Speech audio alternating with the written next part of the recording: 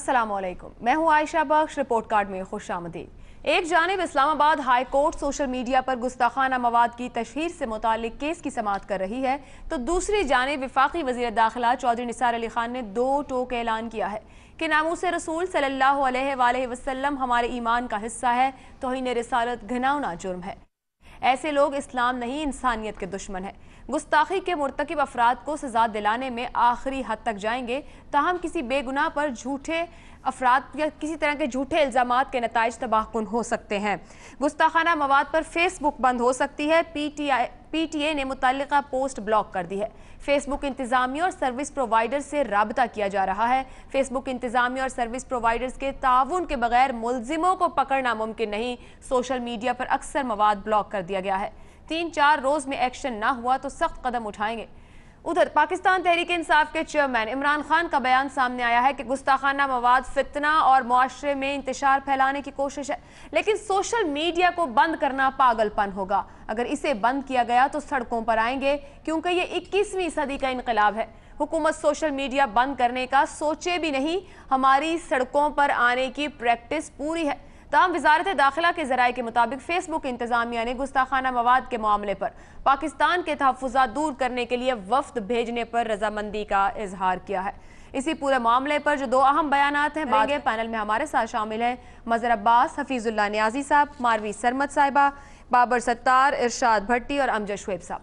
Report card का पहला सवाल इसकी जानिब बढ़े, लेकिन उससे पहले जो कुछ कहा गया दोनों रहनुमाओं की जानिब से, देखते हैं कि वो क्या कह रहे हैं, फिर इस पर सवाल सामने रखेंगे। हम सख्त तरीन इक़दाम करने के लिए भी तैयार हैं, मगर उससे फिर वो उन तक पहुंचने का जो दरवाज़ा है वो बंद हो जाएगा। मगर इसके लिए भी मैंने टाइम फ्रेम रखा है।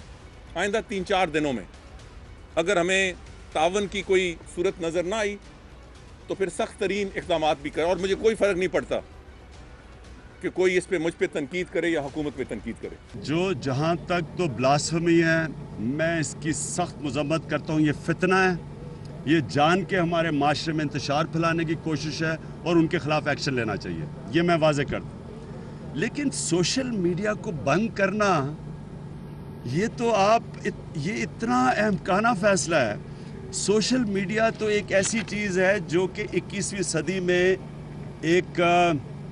एक इनकलाब है। यानी इंफॉर्मेशन कभी इतनी तेज़ ट्रैवल नहीं करता जितना अब करता है। इसको रोकने के कोई, यानी आप अपने मुल्क को पीछे लेके जा रहे हैं दुनिया से, ये तो पागलपन है। ये तो सारा नौजवान यूथ सब सोशल मीडिया पे पहुंच गए हैं। इसका इस्तेमाल है, इसके इतने फ़ायदे हैं, बिजनेसेस में इस्तेमाल होता है, तो ये तो हो ही नहीं सकता। जो भी करने की कोशिश कर रहा है ना हो सकता है। हमें मजबूर ना करें तहरीक इंसाफ को फिर से सड़कों पर आने के लिए। गुफ्तगू आपने देख ली, सवाल की जानिब आएंगे। सवाल इस तरह से है, सोशल मीडिया पर पाबंदी के हवाले से किसका बयान दुरुस्त है? दो ऑप्शन सामने रख रहे हैं, चौधरी निसार अली खान या फिर PTI के सरबराह इमरान खान। मज़हर अब्बास साहब, किसकी ओपिनियन के साथ जाएंगे? आप किसका ऑप्शन लेंगे?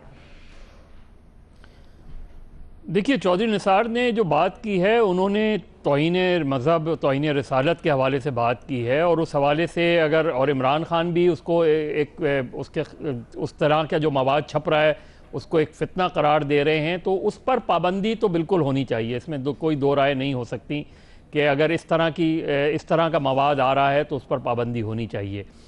अभी तक चौधरी निसार ने वाज़े तौर पे ये नहीं कहा है कि वो मुकम्मल तौर पे सोशल मीडिया पर, फेसबुक, इन तमाम उस पर पाबंदी लगा रहे हैं, तो उन्होंने वाज़े नहीं किया है। ये ज़रूर कहा है उन्होंने कि किसी हद तक भी जा सकते हैं, वो हद आखिरी हद तक भी जा सकते हैं। 3 से 4 दिन ले रहे हैं वो इसके लिए। वो फिर उसमें फिर नियत देखनी पड़ेगी। देखिए, उसमें फिर ये कि उसमें जिस तरह इमरान खान कह रहे हैं कि उसका मतलब ये है कि अगर गवर्नमेंट अंडर क्रिटिसिज्म आ रही है, गवर्नमेंट पे तनकीद की जा रही है, वज़ीर आज़म पे तनकीद की जा रही है, तो आप इसके कवर में क्या उस पर भी पाबंदी लगाने का इरादा रखते हैं? तो दोनों, मेरा ख्याल है, अभी तक चौधरी निसार की बात जो है वो इस हद तक दुरुस्त लगती है कि वो तौहीन रिसालत और तौहीन मज़हब का कोई भी एक ऐसा कि कहीं भी अगर ऐसा हो रहा हो तो उस पर पाबंदी लगनी चाहिए। लेकिन अगर आप ओवरऑल कॉन्टेक्स्ट में देखें तो इमरान खान तौहीन रिसालत और तौहीन मज़हब के हवाले से तो वाज़े तौर पे कह रहे हैं कि ये फितना है, और इस हवाले से वो बहुत क्लियर हैं। लेकिन वो जनरल बात कह रहे हैं कि अगर जनरली आपने पूरे सोशल मीडिया पर पाबंदी लगाई तो उस हवाले से इमरान खान का बयान मुझे दुरुस्त लग रहा है। ठीक, आप ऑप्शन क्या इमरान खान का लेंगे जो मुकम्मल पाबंदी का इसमें हम लफ्ज़ बना रहे हैं, सोशल मीडिया पर मुकम्मल पाबंदी के हवाले से किसका बयान दुरुस्त है? आप इमरान खान की बात को जा रहे हैं उसके साथ ऑप्शन में? जी, इमरान खान का मेरा ख्याल है बयान दुरुस्त है कि जो जहां वो क्लियर कह रहे हैं कि तौहीन रिसालत के हवाले से उन्होंने बहुत क्लियर बात की है कि वो किसी भी तरीके से काबिल कबूल नहीं हो सकता, लेकिन पूरे सोशल मीडिया पर पाबंदी लगाना और हर किस्म की साइट्स बंद कर देना जिसमें पॉलिटिकल कमेंट्स भी शामिल होते हैं, सियासी तबसरे भी शामिल होते हैं, उस लिहाज से इमरान खान का बयान मेरा ख्याल है दुरुस्त है। हालांकि मुझे नहीं लगता कि चौधरी निसार भी कोई बहुत उस बारे में बहुत क्लियर हैं, और अब फेसबुक की इंतजामिया अगर कोऑपरेट कर रही है तो मेरा ख्याल है ये मसला सॉर्ट आउट हो जाएगा। ठीक, ऑप्शन इमरान खान का ले रहे हैं। तौहीन आमेज मवाद का छपना या उसे डालना या सोशल मीडिया का इस्तेमाल, इस पर दोनों जानिब से तकरीबन एक ही जैसे पैगामात दिए गए हैं। किसी सूरत इसे काबिल कबूल नहीं कहा जा सकता, ना इजाज़त दी जा सकती है। असल बात वही है कि सोशल मीडिया को इजाज़त दी जाए काम करने की, नई सर्विस प्रोवाइडर्स के जरिए कोशिश की जाए रोकने की, सोशल मीडिया मुकम्मल बंद कर दिया जाए। उस पर मदर साहब इमरान खान का ऑप्शन ले रहे हैं, मुकम्मल पाबंदी नहीं होनी चाहिए। अमजद शुएब साहब। देखिए, जहाँ तक सोशल मीडिया का ताल्लुक है, इसमें सिर्फ पाकिस्तान नहीं और भी कई जगहों से कई दफ़ा ऐसा मवाद उस पर डाला गया है जो कि तौहीन रसालत के ज़ुमरे में आता है, मज़हब की तज़हीक की गई। इसमें तो शायद एक तमाम मुस्लिम ममालिक को मिल के कोई पॉलिसी वज़ा करनी हो और उसका कोई अपना इन्फ्लुएंस यूज़ करके तो सोशल मीडिया के जो ऑपरेटर्स हैं उनके साथ कोई मामला फहमी की जाए। लेकिन यहाँ पे जो असल सूरत हाल जो आज है, हमें जिसकी वजह से ये मसला खड़ा हुआ, ये फितना हमारी अपनी सोसाइटी में एक इंतशार पैदा करने की कोशिश थी। ये उस लिहाज से ज़्यादा सीरियस है और इसमें सोशल मीडिया बंद करने से कहीं ज़्यादा ज़रूरत इस बात की है कि उन लोगों के बारे में तहकीकात की जाए और असल लोगों तक पहुँचा जाए कि वो कौन है जो ये काम कर रहे हैं, किसके इमा पे कर रहे हैं, और उनको सज़ा देना असल काम है। अगर ये चीज़ यहाँ पे सिर्फ सोशल मीडिया बंद करो खोल दो के चक्कर में रही और सदा से लोग बचते रहे तो आपके माशरे में ये गंद डाला जा सकता है। कोई भी ऐसे सेंसिटिव इशू पे कोई ऐसा खेल खेल के और एक तमाशा खड़ा कर दे, यहाँ पे एक दूसरे को मारने का काम शुरू हो जाए, मैं समझता हूँ ये बहुत बड़ी तबाही होगी। हमें उस तरफ उससे बचना चाहिए और उससे बचने का तरीकाकार यही है कि यहाँ पे हमारे पास कवानीन मौजूद है, सब कुछ है, सिर्फ ट्रेस आउट करने की ज़रूरत है और तहकीक की ज़रूरत है कि वाकई वो इस मामले में मुलव्वस हैं तो उनको सज़ा दी जाए। तो उस लिहाज से सोशल मीडिया को बंद करना कोई अक्लमंदी नहीं होगी। मैं समझता हूँ इमरान खान का बयान इस लिहाज से दुरुस्त है। इमरान खान का ऑप्शन ले रहे हैं शुएब साहब भी। नियाज़ी साहब। तो मेरे ख्याल में चौधरी निसार का जो बयान है, जो मैंने तो लाइव प्रेस कॉन्फ्रेंस सुनी है उनकी और सामने बार बार चला भी है, उसको आप जिस अंदाज में जिस तरीके से सामने यहाँ पे आया है उस तरीके देखा नहीं जा रहा। उन्होंने तो कहा ही नहीं कि हम बंद करेंगे। उन्होंने बात की है कि हम हर इंतहा पर जाएंगे, जिसमें एक ऑप्शन बंद करने की भी है।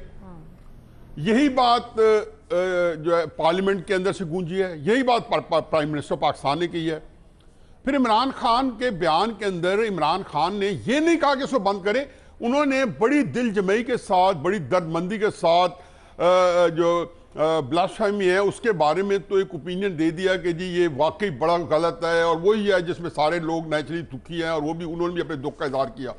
लेकिन उसके बाद उन्होंने ये उस पैराग्राफ में ये भी बता देते कि अगर ये इतना ही संगीन चीज है तो उसको खत्म करने का तरीका है या उसको भी रहने दिया जाए और उनका मुतालबा भी माना जाए।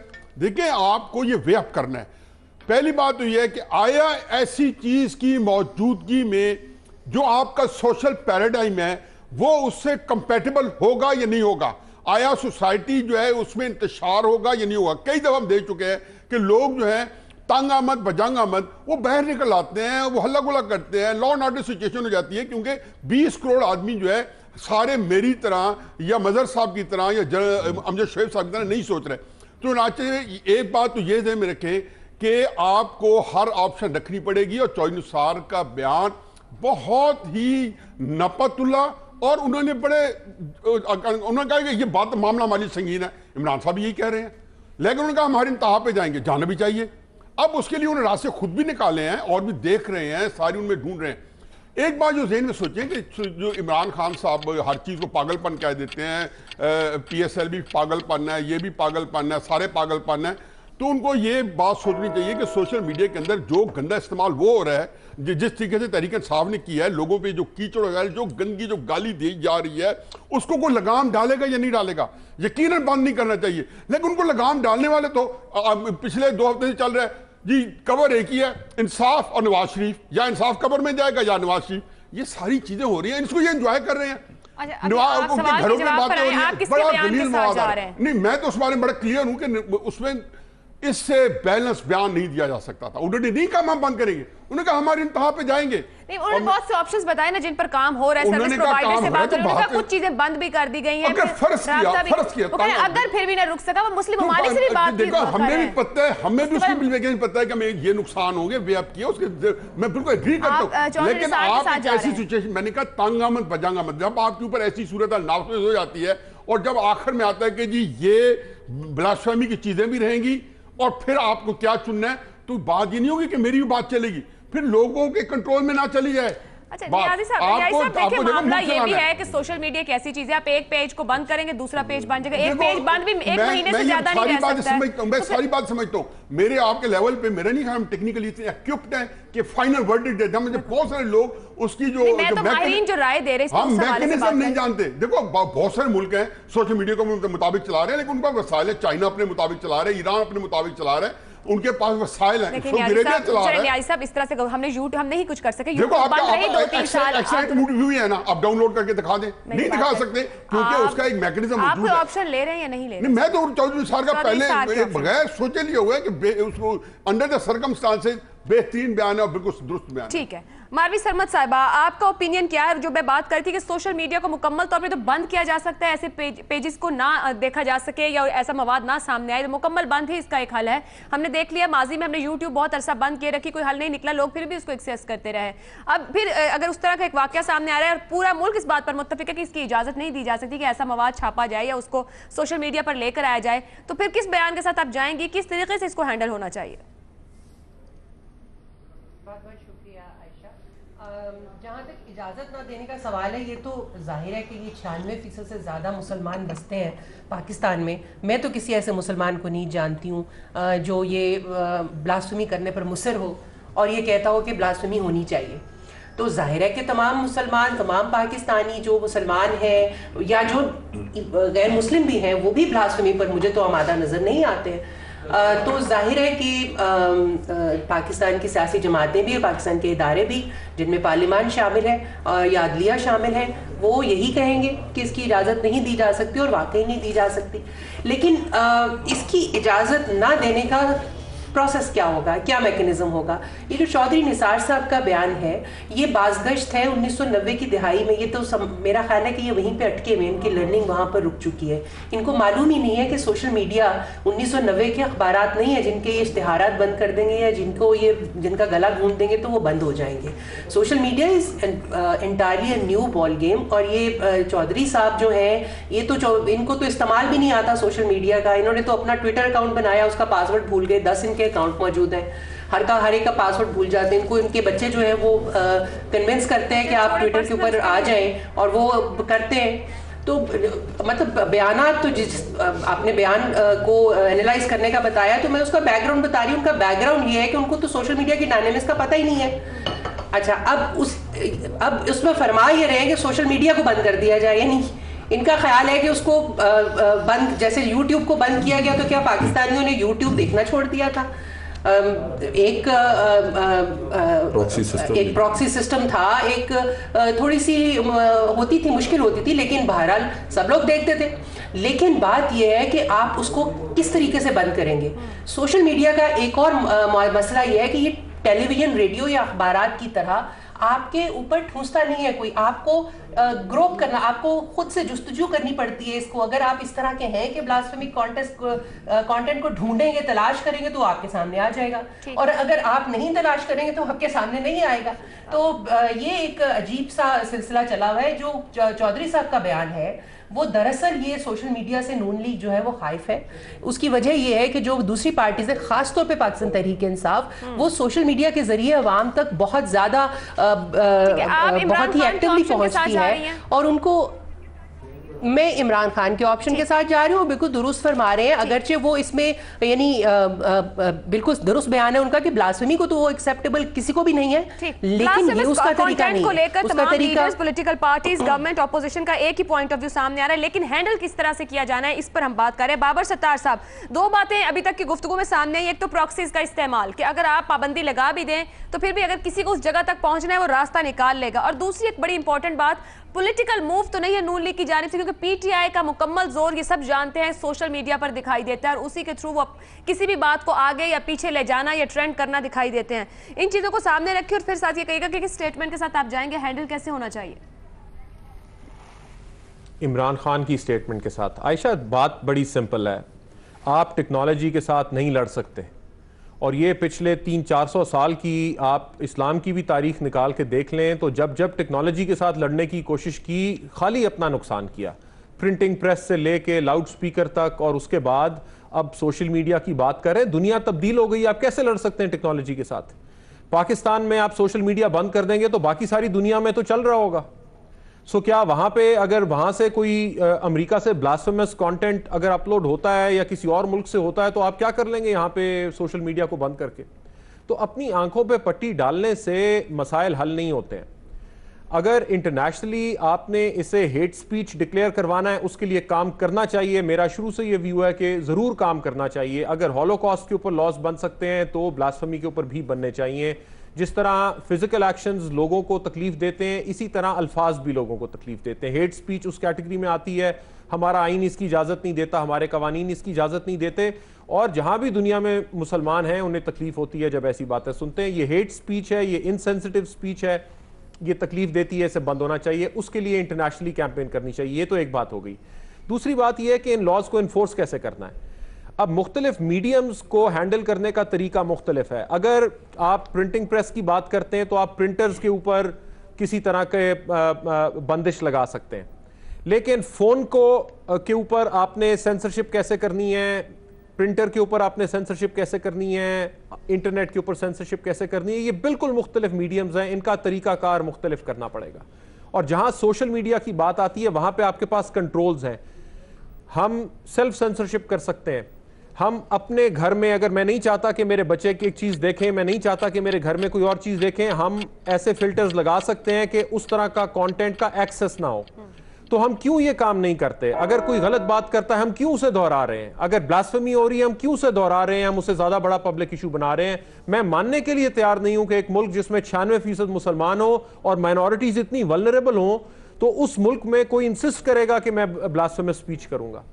तो ये बिल्कुल गलत तरीका है और ये सोच गलत है कि हम सोशल मीडिया को बंद कर सकते हैं। आप नहीं बंद कर सकते। ठीक, इमरान खान का ऑप्शन लेते हुए बड़े वैलिड पॉइंट सामने रखे हैं बाबर सत्तार साहब ने कि टेक्नोलॉजी के साथ किस तरह से लड़ा जा सकता है। 96% मुसलमान है इस मुल्क में।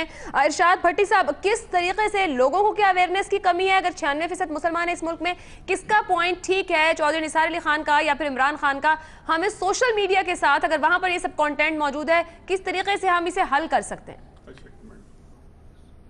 देखिए आयशा, ये अब बात गुस्ताखाना मवाद से आगे चली गई है। कोई पाकिस्तानी, कोई मुसलमान उस नबी पे जिस पे अल्लाह दरूद भेजते हैं, कोई उसके बारे में सोच भी नहीं सकता। और 11 अफराद को शॉर्ट लिस्ट किया गया है जो, और ये ऐसे बीमार जहनीत के नफ्सियाती मरीज़ हर मुआशरे में होते हैं और ये भी हैं, और इनको हैंडल करना चाहिए। ब्लॉगर्स जैसे भी उनको ब्लैक लिस्ट करना चाहिए, सज़ाएँ मिलनी चाहिए और इबरत का मकान। लेकिन ये सोशल मीडिया पे, सोशल मीडिया जो नॉलेज है, जो एहतसाब है, जो शऊर है, जो तालीम का एक ज़रिया है, इस पे, और जो वाकई इमरान खान ने सही कहा है कि 21वीं सदी का एक इनकलाब है। इलेक्ट्रॉनिक के बाद प्रिंट, प्रिंट के बाद अब सोशल मीडिया, और पाकिस्तान में 6.5 करोड़ सोशल मीडिया के जो यूज़र हैं उनमें से ज़्यादातर वो यूथ है जो इमरान खान के साथ है। ये भी कंसर्न हो सकता है, लेकिन ये ठीक कहा है। फिर देखें जब ऐसी चीज़ें आती हैं तो मुहज़्ज़ब मुआशरों में रेगुलेट किया जाता है उन्हें। आज भी हमारे यहाँ क्यों नहीं होता? हमारे पास इतने इदारे हैं जो सफ़ेद हाथी बने, उनसे काम क्यों नहीं लिया जाता? फिर इसके बाद है कि अभी अब पूरा इलेक्शन जो ट्रंप और हिलरी का है वो सोशल मीडिया पे लड़ा गया। कब किसी ने कहा है कि इसको बंद कर दो, इसको ख़त्म कर दो, इस पर पाबंदी लगा दो? और लेकिन ये बात चूंकि इससे आगे की बात से आज आपने एक ऐड छपा है, पब्लिश हुआ है सारे न्यूज़पेपर्स में, जिसमें उन्होंने बहुत सारी चीज़ों को कह के ये भी कहा है कि अगर हुक्मरानों पर बात होगी तो फिर भी, और अगर गैर मुल्की मुआहदों पर बात होगी तो फिर भी बात होगी। अब मैं अगर मिसाल के तौर पे तुर्की के मुआहदे पे बात करूं, कतर की गैस के मुआहदे पे बात करूं, चाइना के वो नकारा कारखानों पे बात करूं, तो इसका मतलब है मैं जेल जाऊंगा। ये बात अब इससे थोड़ी सी आगे निकल गई है, ये इसकी आड़ में चीज़ें करने की कोशिश कर रहे हैं। और इसलिए मेरा नहीं ख्याल कि ये चौधरी निसार साहब को या कोई सोशल मीडिया पहले तो बंद कर सकता है, बंद करके रिजल्ट ले सकता है और ये कर सकता है। इमरान खान ने बिल्कुल ठीक कहा है, सोशल मीडिया को वो उस पर एक खास हद तक पाबंदी होनी चाहिए, चीज़ों को अपनी मर्जी के मुताबिक रेगुलेट करना चाहिए। लेकिन इमरान खान का मौक़िफ़ दुरुस्त है और हुकूमत को इसको करवाना चाहिए, और हुकूमत को समझना चाहिए कि भाईजान इज्जत करवाई जाती है, इज्जत इस तरह नहीं डरा के नहीं की जाती। इस सोशल मीडिया के जरिए डरे ना, खौफजदा ना हो, इसका मुकाबला करें और इस बेहतर तरीके से इसको मैनेज करें। नियाज़ी साहब आधा मिनट है आपके पास। मैं असल में पहली बात तो यह है कि मुझे आयशा आपके इस वक्त जो प्रोग्राम का जिस तरह आप चल निकले हैं, पहली बात उसमें हम एक ऐसी चीज़ चौधरी निसार के एट्रीब्यूट करें जो उन्होंने कही नहीं है, और उसके ऊपर हमने सारी डिस्कशन की है, जो डिस्कशन वैलिड है और हर एक का पॉइंट ऑफ व्यू जो है बड़ा स्ट्रॉन्ग है, उन्होंने बड़े अच्छे तरीके से उसको हैंडल किया। लेकिन जो बात उन्होंने की है पहले एग्जैक्टली देखिए उन्होंने कहा क्या है। पहली बात उन्होंने कहा हमारे हर इंतहा पे जाएंगे। दूसरी बात यह है कि ये फैक्चुअली नॉट करेक्ट कि सोशल मीडिया कंट्रोल नहीं हो सकता। पाकिस्तान पाकिस्तान नहीं कर सकता। दुनिया में मैंने बताया कि लोग कर रहे हैं, मजाल है कि ये एंटर हो, उनका तो बोलो कंटेंशन ही यही है, तो फेसबुक के उसकी कि जी हमें चाइना क्यों नहीं एक्सेस दे रहा। लेकिन भाईजान आप जमहूरी पसंद हैं, जमहूरियत है आपके यहाँ, जमहूरियत है, आप जमहूरियत को प्रमोट करें। बात तो करने दें, जमहूरियत को नहीं प्रमोट करें, जमहूरियत है, जमहूरियत आप कह रहे हैं कि हमारा मसला है, हमने इसको बंद कर पा रहे हैं। देखो ना, हम लेकिन उसके अंदर आप कैपेसिटी बिल्ड कर सकते हैं। आप ईरान सऊदी अरब की क्यों कैपेसिटी देखो ना, नहीं बात और कर भट्टी साहब, आप बात मेरी को गलत ले रहे हैं। मैं खुदा ना खासा आपके पॉइंट को अंडरमाइन नहीं कर रहा, मैं तो आपको ये कह रहा हूं कि हम जो सेल्फ पिटी बन के और टोटल कैपिचुलेट किए हुए हैं, इससे बाहर निकलें। बात यह है कि एक बात है कि सोशल मीडिया में आप कैपेसिटी बिल्डिंग नहीं कर सके, ये कर रहे हैं, वो दूसरा फिर पॉइंट है, वो टॉपिक ही फर्क है, उसमें भी डिस्कशन कर लें और मैं भी आपके साथ मिल जाऊंगा। लेकिन उसको हमने फैक्चुअली जो चीजें प्रेजेंट करते हैं वो एक करेक्ट हो, ताकि लोगों को पता चले कि हकायक असल ये है, ये टोटल स्ट्रेंथ है, ये वीकनेस है। ठीक है जी, हमारा सवाल था सोशल मीडिया पर मुकम्मल पाबंदी के हवाले से किसका बयान दुरुस्त है। हमारे सामने नियाजी साहब ने चौधरी निसार अली खान का ऑप्शन लिया है, बाकी 5 ऑप्शन इमरान खान के साथ जा रहे हैं। यहाँ पर जो बात हुई उसमें एक और बात जो कि 2-3 पैनलिस्ट की जानिब से सामने, वो ये कि सियासी मूव के तौर पर भी नून लीग शायद इस पूरे इशू को इस्तेमाल करना चाह रही है। अगला इंतखाब सर पर है, पीटीआई की बड़ी फोर्स मौजूद है सोशल मीडिया पर, लेकिन तमाम पैनलिस्ट में भी हमारे स्टेक होल्डर इसके अंदर सब इस बात पर मुत्तफिक हैं कि सोशल मीडिया पर ऐसे किसी काम की या तौहीन अमेज मवाद की इजाजत नहीं दी जा सकती। लेकिन बाबर साहब ने बड़े वैलिड पॉइंट सामने रखे कि इस दौर में टेक्नोलॉजी के साथ लड़ा नहीं जा सकता। अगर होलोकास्ट को लेकर उसके ऊपर कवानीन बनाए जा सकते तो ब्लास्फेमी के लिए भी मुस्लिम ममालिक को मिलकर काम करना चाहिए, बैन अवी तौर पर कैंपेन चलाई जाए और फिर सेल्फ हम इसको रेगुलेशन के अंदर लेकर आए, अपने यहाँ फिल्टर्स लगाएं। अगर आपको किसी मवाद को रोकना है, हम सोशल मीडिया को इस दौर में उस तरीके से बंद नहीं कर सकते कि हम इससे बच जाएंगे आंखें बंद करके। ब्रेक पे जाएंगे, ब्रेक से वापस आएंगे तो हम बात करेंगे क्या पार्लिमानी सिक्योरिटी कमेटी फौजी अदालतों की निगरानी के लिए दुरुस्त होगी। हमारा पैनल क्या कहता है आप जान सकेंगे इस ब्रेक के बाद।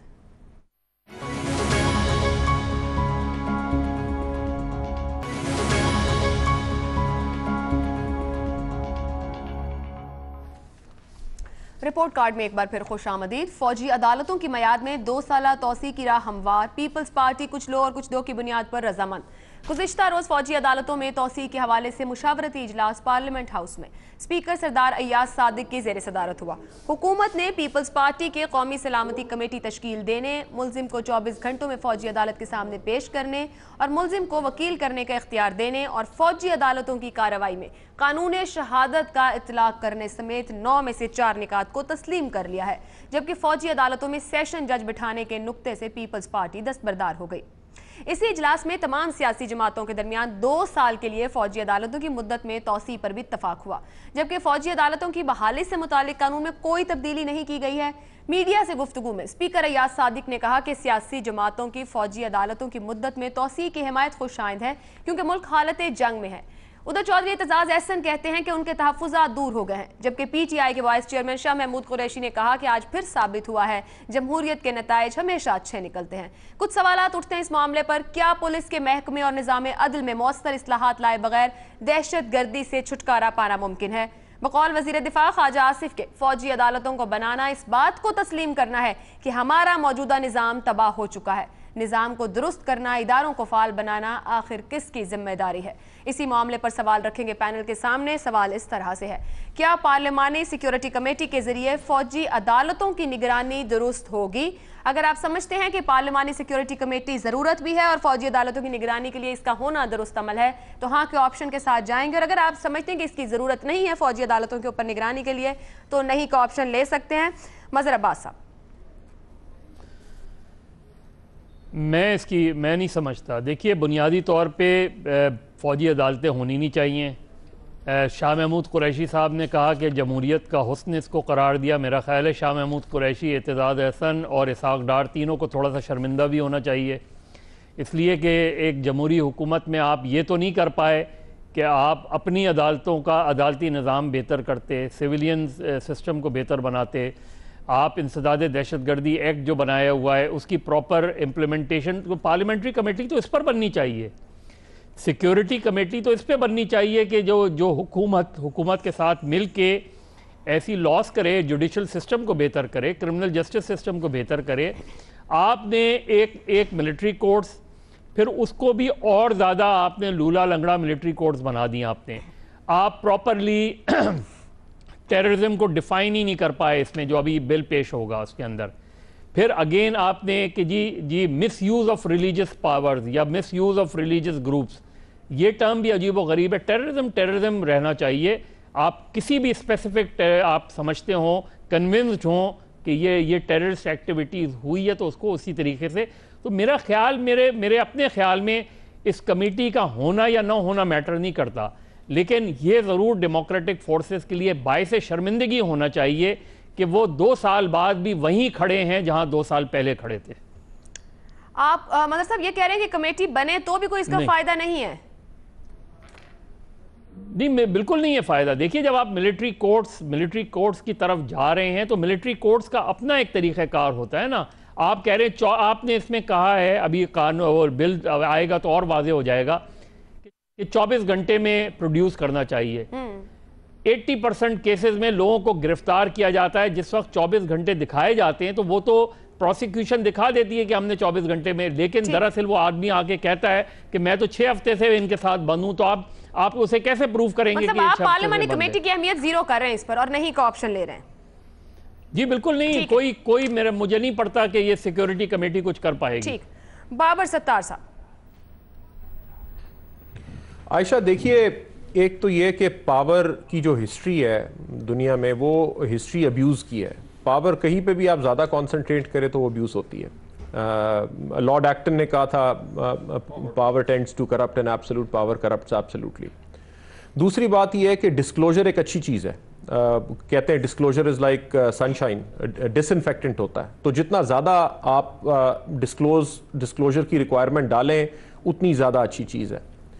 उस पर्सपेक्टिव से जब भी हम चेक्स एंड बैलेंसेस, और अगर हम अपना आइन देखें और कवानीन देखें तो उसमें सारी कहानी ही चेक्स एंड बैलेंसेस की है कि आप इंस्टीट्यूशंस के अंदर भी चेक्स एंड बैलेंसेस क्रिएट करते हैं और अक्रॉस इंस्टीट्यूशंस भी चेक्स एंड बैलेंसेस क्रिएट करते हैं।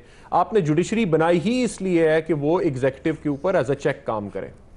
अच्छा, अब यहां से जब हम मिलिट्री कोर्ट्स को देखते हैं तो एक एग्जीक्यूटिव अपनी ही अदालतें बना लें, जिस इदारे ने लॉ इन्फोर्समेंट करनी है, जिसने इंटेलिजेंस गैदर करनी है, जिसने इन्वेस्टिगेशन करनी है, जिसने सिक्योरिटी ऑपरेशन करने है, वही अदालत बन के बैठा हो, तो फिर क्या चेक्स एंड बैलेंसेस?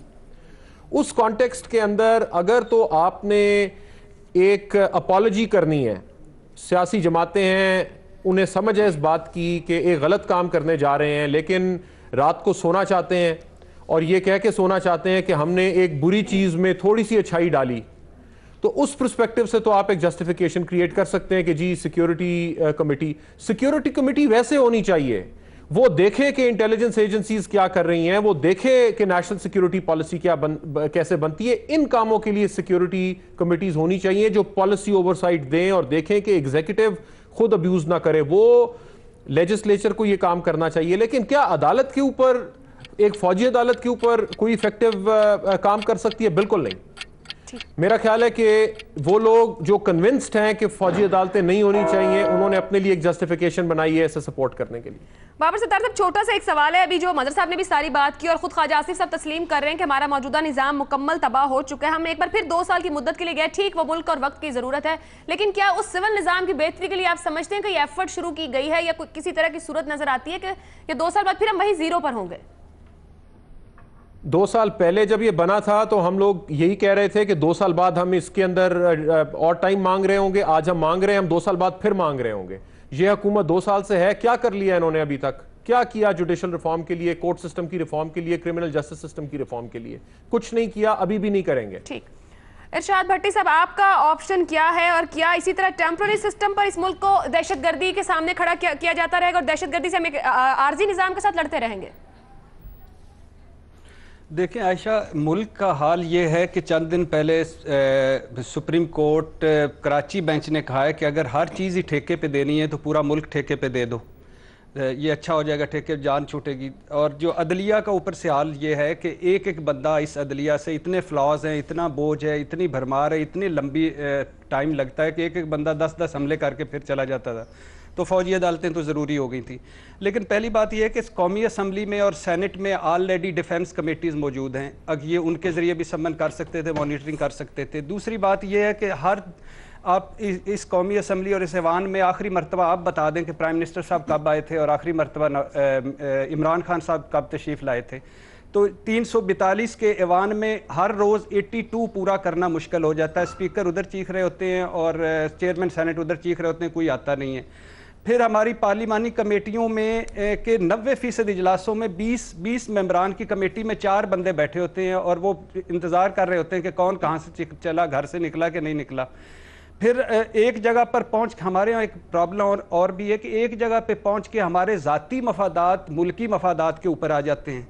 तो ये मुझे लगता है ऐसे ही है कि जैसे पीपल्स पार्टी जिस तरह राज़ी हुई है कि वो जिन 2-3 टर्म्स पे, वो खैर ये मौजू नहीं है, जिन टर्म्स पे वो राज़ी हुई है, और इसी तरह ये एक चेक एंड बैलेंस रखने की बात थी कि एक ऊपर मॉनिटरी सिस्टम रखने की बात थी कि वो फिर भी कोई ऐसा ना हो। लेकिन चूंकि अगर आप कहते हैं कि इस मुल्क में जमहूरियत है, जो नज़र तो नहीं आती, लेकिन अगर है तो कोई हर्ज नहीं। पार्लियामेंट अगर लॉ बनाती है तो पार्लियामेंट की कमेटी उस लॉ उनको मॉनिटरिंग भी कर सकती है और करना चाहिए। जल्दी आपको नीयतों के हाल का पता चल जाएगा। और ये इन्होंने मॉनिटरिंग करनी क्या है, उनका करना क्या है, वो ये तो अल्लाह इनको सारों को खुश रखे। ये तो अपने इतने चक्रों में पड़े हुए हैं कि इनको ये अपनी मॉनिटरिंग भी करवा लें तो वही काफ़ी है। लेकिन बहरहाल मैं इस हक में हूँ कि मॉनिटरिंग अल्हम्दुलिल्लाह कागजी कमेटी तो फिर भी उस पे कागज पे कुछ लिखा जाता है, ये तो उससे भी पीछे के एक दर्जा कर लें कि कोई फर्जी कमेटियां होती हैं और ये चलती रहती हैं। जो उन्होंने करना है वो करना है, ये अल्हम्दुलिल्लाह उसके बाद इजलास करेंगे और काम खत्म हो जाएगा। लेकिन कोई हर्ज नहीं, कमेटी बननी चाहिए, मॉनिटरिंग करनी चाहिए। 4, 5, 10 बंदों की और दिहाड़ी लग जाएगी, अल्लाह बेहतर करे। जी मैं हाँ का ले रहा हूँ, हाँ का ऑप्शन। फर्जी कमेटी भी कह रहे हैं, हाँ का ऑप्शन भी ले रहे हैं कि बननी चाहिए। ब्रेक पे जाएंगे हम, ब्रेक से वापस आएंगे। अमजद शुएब, मारवी सरमद और नियाजी साहब क्या राय है इस ब्रेक के बाद।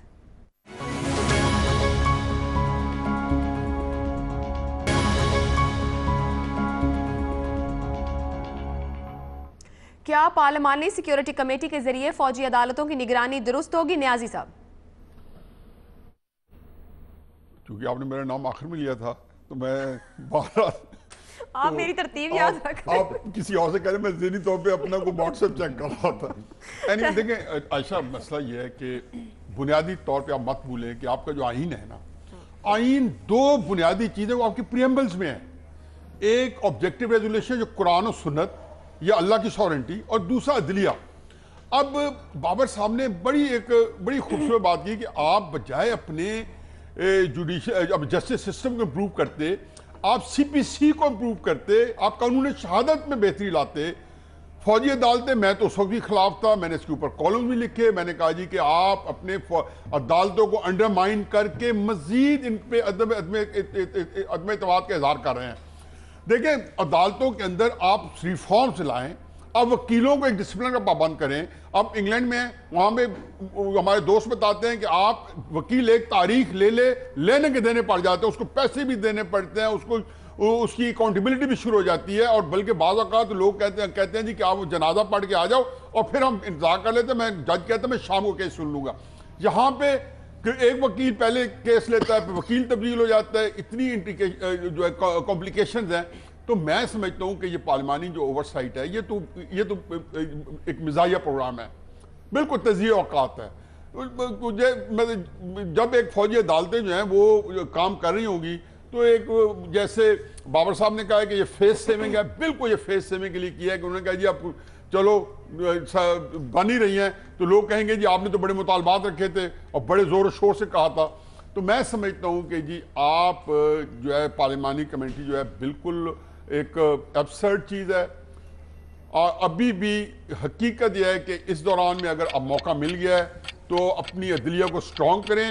आपके आइन की बुनियाद है, एहसास है, और इसको फोर्टिफाई करें, इसको ताकतवर करें, और निज़ाम जो खुद बहुत इसके जो है तसल्लुत में लेके आए, सब ठीक हो जाएगा। मारवी सरमद साहिबा, क्या आप समझती हैं कि वाकई ये फेस सेविंग है हमारी सियासी जमातों या पार्लियामेंट की जानिब से? क्यों ज़रूरत पेश आई? यहाँ पे तो वैसे भी आवाम को किसी बात का कोई जवाब नहीं दिया जाता जो पार्लियामान में लोग बैठे हैं, तो क्या इसको फेस सेविंग कहा जा सकता है? ऑप्शन क्या लेंगे आप? शुक्रिया आयशा। मेरा ख्याल है कि देखिए जो पार्लिमानी कमेटी है, जो पार्लिमानी ओवरसाइट है, बेसिकली कमेटियां जो हैं वो ओवरसाइट करती हैं लेजिस्लेशन के अलावा। तो ओवरसाइट तो सिर्फ मिलिट्री कोर्ट्स की नहीं, पूरे सिक्योरिटी सेक्टर की होनी चाहिए, जिसकी हमारे यहाँ बहुत कमी है। कमी क्या है ही नहीं, it's total absence of parliamentary oversight of the security sector, जिसके अंदर सिर्फ मिलिट्री नहीं आती, उसमें हमारा तमाम इंटेलिजेंस पैराफर्नेलिया, जिसमें चाहे वो सिविलियन इंटेलिजेंस एजेंसीज हों या मिलिट्री की इंटेलिजेंस एजेंसीज हो, सब आती हैं। लेकिन ये जो सिक्योरिटी सेक्टर है इतनी ओपेसिटी में काम कर रहा है कि जितनी भी ज्यादतियाँ होती हैं, आईबी जो है वो सियासी मकासद के लिए इस्तेमाल होती है, कोई कुछ कह नहीं सकता। इसी तरह से जो बाकी इंटेलिजेंस एजेंसीज हैं, तो कहने का मकसद ये है कि पार्लियामेंट्री ओवरसाइट तो इन सब के ऊपर होनी चाहिए और बड़ी तगड़ी होनी चाहिए। उसके लिए क्या था जो पार्लियामान छोटा सा सवाल है मारवी साहिबा, ये जो कमेटी जिस पर हम बात कर रहे हैं, आप समझते हैं तगड़ी कमेटी होगी? देखिए पार्लियामेंट की जो आजकल कमेटीज़ हैं उनमें से तो कोई भी इतनी तगड़ी नहीं है। सिर्फ सेनेट की कमेटीज़ जो हैं वो ज़रा थोड़ा हार्ड टाइम देती हैं एग्जीक्यूटिव को। जो नेशनल असेंबली की कमेटीज़ हैं वो तो बस ऐसे ही है। आप ये देख लें कि जो नेशनल सिक्योरिटी काउंसिल बनाई थी प्राइम मिनिस्टर ने, उसकी कोई मीटिंग ही नहीं हुई।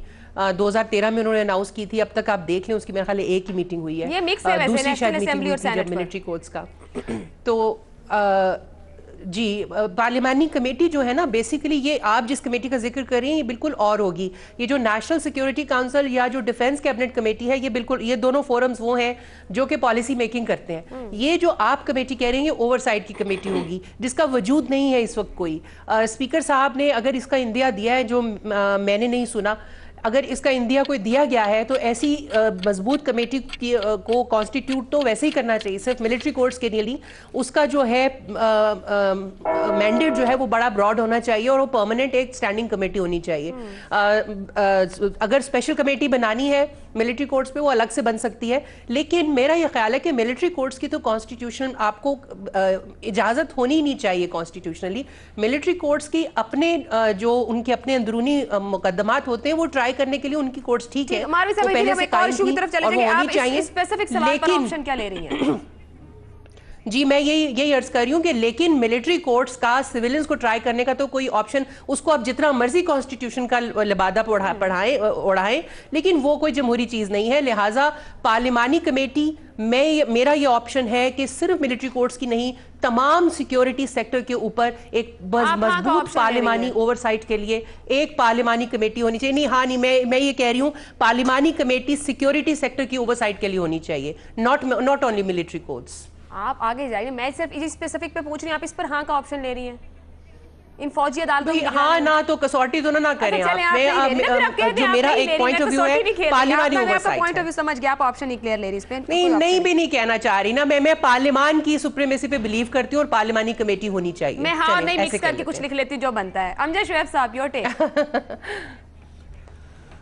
देखिए बात यह है कि ये काश इन सारी पार्टियों ने इस चीज़ के ऊपर मेहनत की होती कि आज के जो चैलेंजेस हैं उससे कंपैटिबल हमने अपने सिविल सिस्टम को कैसे करना है, क्योंकि बिल आखिर तो वो सिस्टम है जिसको आपने चलाना आपने पहले ही कह दिया था बस, वरना वो इस पे इन लोगों ने कुछ नहीं किया। अब दूसरी बात यह है कि जो कमेटी बनाई है उसकी कोई मेथोडोलॉजी, उसका कोई सिस्टम, वर्किंग प्रोसीजर्स वो कोई सामने नहीं है कि वो कैसे और किस तरह काम करेंगी। और जो मुझे नज़र आता है वो ये है कि जैसे मिलिट्री कोर्ट्स ऑपरेट करते हैं और आजकल के इस दौर में वो बिल्कुल एक खुफिया प्रोसीडिंग्स होती हैं, वो तो ये वैसे ही नहीं देख सकेंगे, इनके वो उसका मकसद फौत हो जाता है, ये ओवरसी नहीं कर सकेंगे। उसके बाद प्रोसीजर आता है, जब सज़ा हो जाती है तो रिव्यू पिटीशन जो है वो जाती है हाई कोर्ट और सुप्रीम कोर्ट में, वो भी कोर्ट की अपनी जो रिस्ट्रिक्शन है उसमें भी ये टांग नहीं अड़ा सकेंगे। तो रह जाता है सिर्फ एक सेगमेंट, वो ये है कि कौन से आपने केसेस भेजने हैं मिलिट्री कोर्ट में और कौन से नहीं भेजने।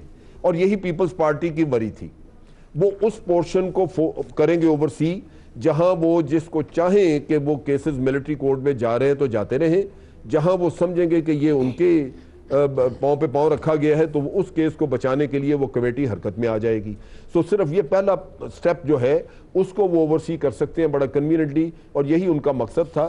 सो मेरा अपना ख्याल है कि प्रोसीजर के नुक्ता निगाह से तो ये कतन बेकार है, इससे कोई डेमोक्रेटिक सिस्टम को कोई फायदा नहीं पहुंचेगा। हाँ, उनके अपनी पॉलिटिकल मकासद के लिए ये गालिबन सूदमंद साबित हो सकती है। तो आपका ऑप्शन भी क्या हाँ और नहीं दोनों है? नहीं, मैं तो नहीं पे ऑप्शन दे रहा हूँ, नहीं पे ले नहीं पे, क्योंकि सिस्टम के लिए तो बिल्कुल ये बेकार है ना, सिस्टम के लिए तो बेकार है। ठीक है, उनकी जात के लिए अच्छी होगी, ठीक है, लेकिन जात के लिए तो अच्छी नहीं, सिस्टम के ऊपर ही बात हो तो उसका फायदा है क्या? पार्लिमानी सिक्योरिटी कमेटी के जरिए फौजी अदालतों की निगरानी दुरुस्त होगी, हाँ और नहीं के ऑप्शन नहीं 4 पैनलिस्ट की जानिब से लिया गया है। मारवी सरमद साहिबा ने ऑप्शन नहीं लिया है इस पर, इरशाद भट्टी साहब ने हाँ का ऑप्शन लिया है। आज का प्रोग्राम आपने देखा, अपना फीडबैक भेज सकते हैं। मुझे इजाजत दीजिए, अल्लाह हाफ़िज़।